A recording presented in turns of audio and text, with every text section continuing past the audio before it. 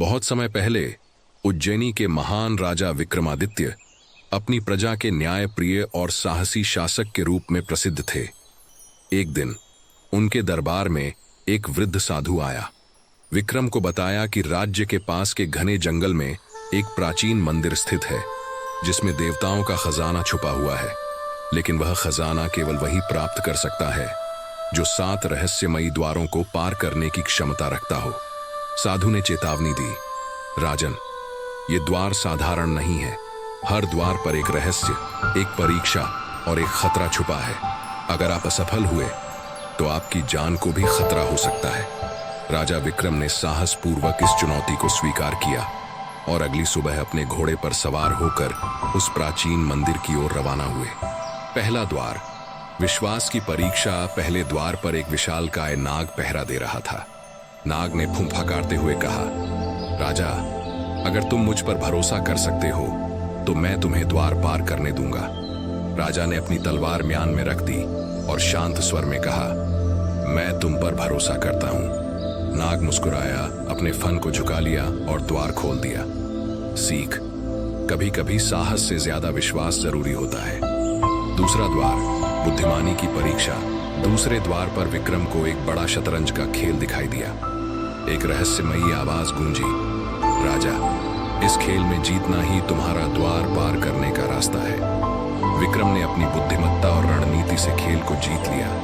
द्वार अपने आप खुल गया। सीख, समझदारी और रणनीति हर मुश्किल को आसान बना सकती है। तीसरा द्वार, धैर्य की परीक्षा। तीसरे द्वार पर एक सुनसान स्थान था जहां हवा भी नहीं चल रही थी।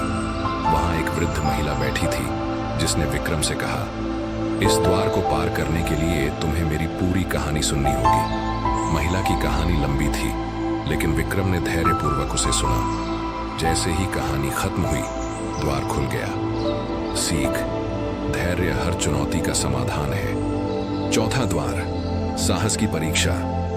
चौथे द्वार पर एक गहरी खाई थी जिसके पार जाने के लिए एक नाजुक रस्सी का पुल था। नीचे उग्र नदी बह रही थी। विक्रम ने बिना डरे पुल पार किया और द्वार खुल गया। सीख, डर को हराने का सबसे अच्छा तरीका उसे सीधे चुनौती देना है। पांचवा द्वार, सच्चाई की परीक्षा। पांचवें द्वार पर विक्रम को एक जादुई आईना मिला। आईने ने कहा, तुम्हें अपनी सबसे बड़ी कमजोरी को स्वीकार करना होगा। विक्रम ने ईमानदारी से कहा, कभी कभी मैं अपने गुस्से को नियंत्रित नहीं कर पाता।